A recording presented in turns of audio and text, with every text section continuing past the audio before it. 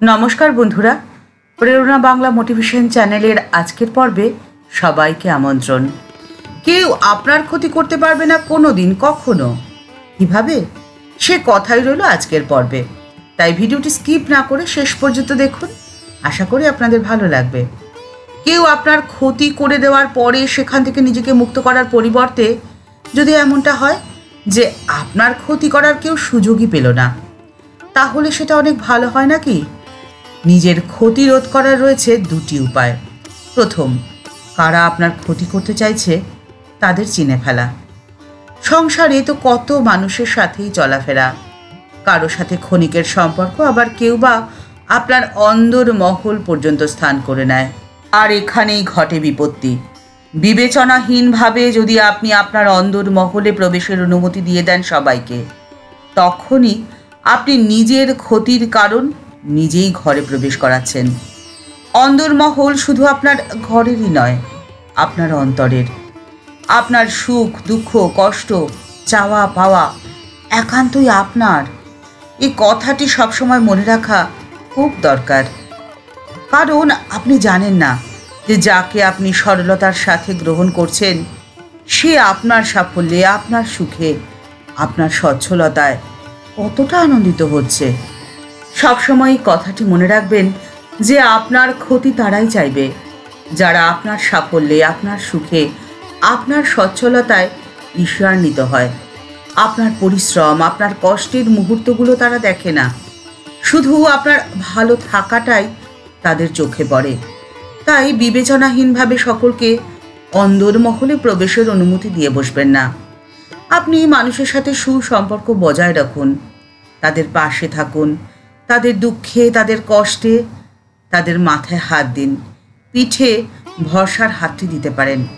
কিন্তু তাদের আপনার বাড়িতে আমন্ত্রণ করে আপনার ড্রয়িং রুম পর্যন্তই রাখবেন। আপনার অন্দরমহলে প্রবেশের অনুমতি তাদের দেবেন না। আপনার অন্দরমহল অর্থাৎ আপনার অন্তর, সে যে একান্তই আপনার। সেখানে অধিষ্ঠান রয়েছে আপনার অন্তরাত্মা, আপনার পরম প্রিয় পরমেশ্বর। আপনার অন্তরের সমস্ত কথা, সমস্ত দুঃখ, সমস্ত ব্যথা বেদনা, ভালো মন্দ সব কিছুই নিবেদন করুন তার পায়ে। তিনি আপনাকে পথ দেখিয়ে দেবেন। আর আপনার ক্ষতি করতে পারবে না কেউ, কখনো, কোনো দিন। তার জন্য দ্বিতীয় যে কাজটি আপনাকে করতে হবে তা হলো, আপনি আপনার চারপাশে একটি অদৃশ্য সুরক্ষা বলয় তৈরি করুন।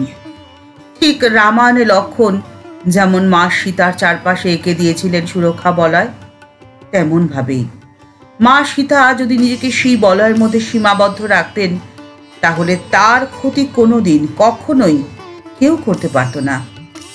ঠিক সেরকমভাবেই আপনিও আপনার চারপাশে সেই অদৃশ্য সুরক্ষা বলয় তৈরি করে রাখুন। এই সুরক্ষা বলয় রচনা করবেন আপনি কিভাবে? এটি রচনা করার রয়েছে একটি মাত্র পথ, তা হলো আপনাকে আনন্দে থাকতে হবে। আপনার আনন্দে থাকাই আপনার সুরক্ষা বলয়। আপনি যে অবস্থাতেই থাকুন না কেন, আপনার আনন্দই আপনার সমস্ত দুর্বলতাকে ঢেকে রাখবে। ফলে আপনি থাকবেন সব সময় শক্তিশালী।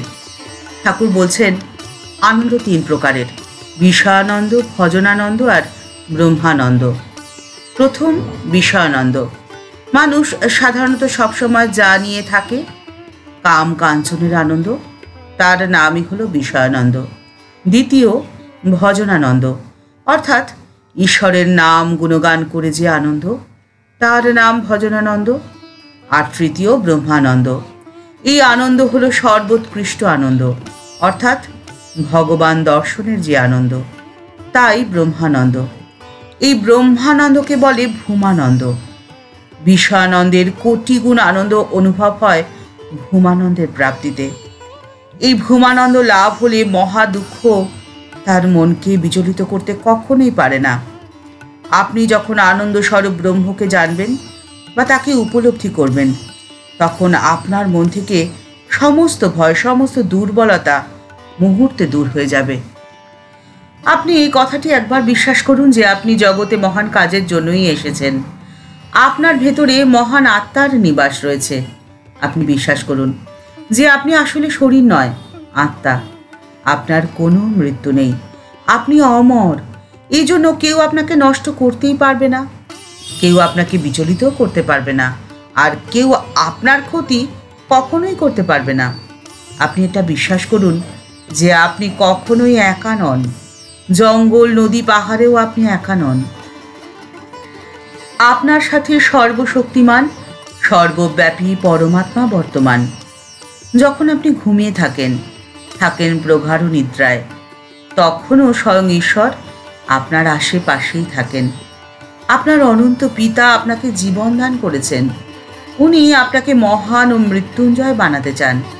সেই জন্যে কোনো অবস্থাতেও আপনি আপনাকে একলা বা অসহায় মনে করবেন না। কিন্তু আপনাকে একটা কাজ করতে হবে। আপনাকে পরমপিতা পরমেশ্বরের ওপরে সম্পূর্ণ বিশ্বাস করতে হবে, আত্মসমর্পণ করতে হবে। আপনি যদি ঈশ্বরের হাত ধরেন, তাহলেও আপনার হাত ছেড়ে দেওয়ার ভয় থাকতে পারে। কিন্তু ঈশ্বর একবার যদি আপনার হাতটি ধরেন, তাহলে তো আপনার পড়ে যাওয়ার কোনো ভয় নেই। আপনার ক্ষতি করার সাহস কারোরই হবে না। দক্ষিণেশ্বরের ঘর, ঠাকুরের সঙ্গে রয়েছেন অনেক ভক্ত। কথা বলতে বলতে পরম ভক্ত হনুমানের কথা উঠল। হনুমানের একখানি পট ঠাকুরের ঘরের দেওয়ালে ছিল। ঠাকুর বললেন, দেখো হনুমানের কি ভাব, ধন মান দেহ সুখ কিছুই চায় না, কেবল ভগবানকে চায়। যখন ফটিক স্তম্ভ থেকে ব্রহ্মাস্ত্র নিয়ে পালাচ্ছে, তখন মন্দোদরী অনেক রকম ফল নিয়ে লোভ দেখাতে লাগলো। ভাবলে ফলের লোভে বোধহয় নেমে এসে অস্ত্রটা যদি ফেলে দেয়। কিন্তু হনুমান তো ভুলবার ছেলে নয়। সে বললে, আমার কি ফলের অভাব? পেয়েছি যে ফল, জনম সফল। মোক্ষ ফলের বৃক্ষ রাম হৃদয়। আপনার হৃদয় পরমপিতা পরমেশ্বরকে অধিষ্ঠান করে আপনি থাকুন সব সময় ভালো।